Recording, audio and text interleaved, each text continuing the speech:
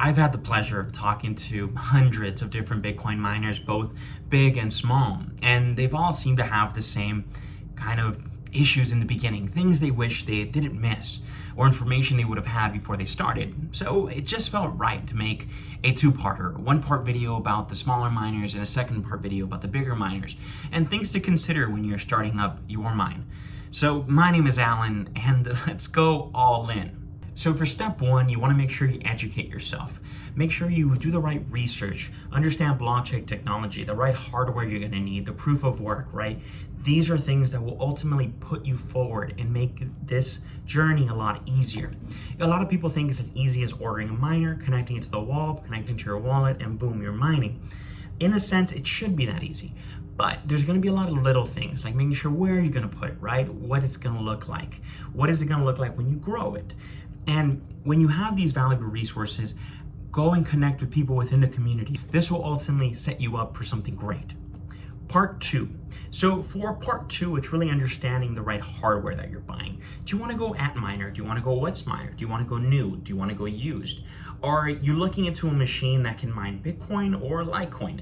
These are things to consider. Some of the new machines you might not know don't come with a power cord. Well, you have to buy that separately, right? And it's really understanding what machine will make the right ROI for you before you have to spend money on another one. These machines last and they can survive a lot. But you have to make sure you understand the machine because some machines work better in certain environments compared to others, and that makes a difference.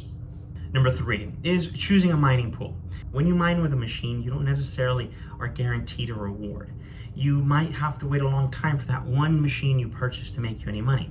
That's why it's best to join a pool where daily you can see rewards piling in into your wallet. There are fees to take into consideration, but the chances of you earning a reward with just one machine are almost zero. So joining a pool pretty much guarantees your chance of you gaining an ROI and returning on your investment over time.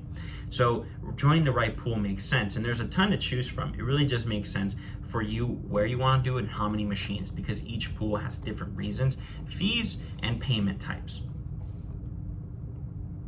Number four, it's setting up and configuring. See, you want to follow the manufacturer's guidelines to set up these units. A lot of people want to overclock the unit really quickly. Be very careful. Well, you want to make sure you optimize your settings for maximum efficiency and considering factors like temperature control and power usage. Because yes, you might want to overclock these units, make you more money, but maybe you're wasting more electricity. So maybe you're cutting the lifespan of the actual machine and you're just charging yourself more on electricity. Or maybe you happen to live in a place that's extremely hot. And now because you're running these machines even harder, it's getting even hotter and everything in general has to work harder to make sure that machine stays cool, and you're cutting the lifespan of the machine, spending more money on electricity, and you might have to spend more money on repairs. So making sure you set up and configure makes the difference for your unit long term. And since we're already talking about long term, number five, and I think the most important, is monitoring and maintaining your machines. A lot of people, kind of like cars, they don't take care of them when they should. They don't clean them regularly.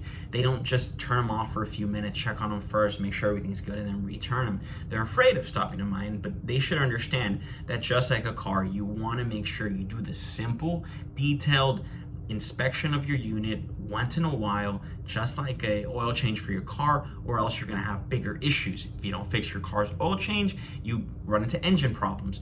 And same thing with an ASIC machine. You don't clean out the dust, things that get in, well, you run into fan issues. Maybe one breaks.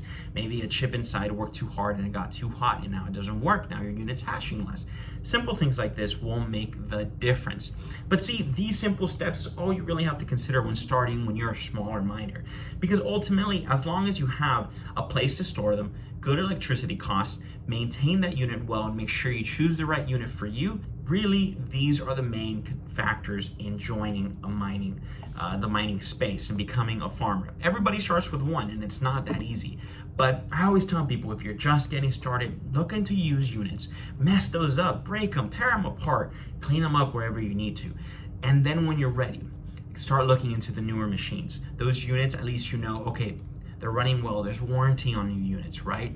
Things like this. But I hope this helped you. Part two will be coming out very soon, and we'll be talking about if you're a larger investor. So there are a little bit more steps to consider same as these, but just with more considerations above those. So thank you again. My name is Alan. If you're looking for machines to purchase, check out JS Bit. I'll be putting information down below, and I'll see you next time. Thank you.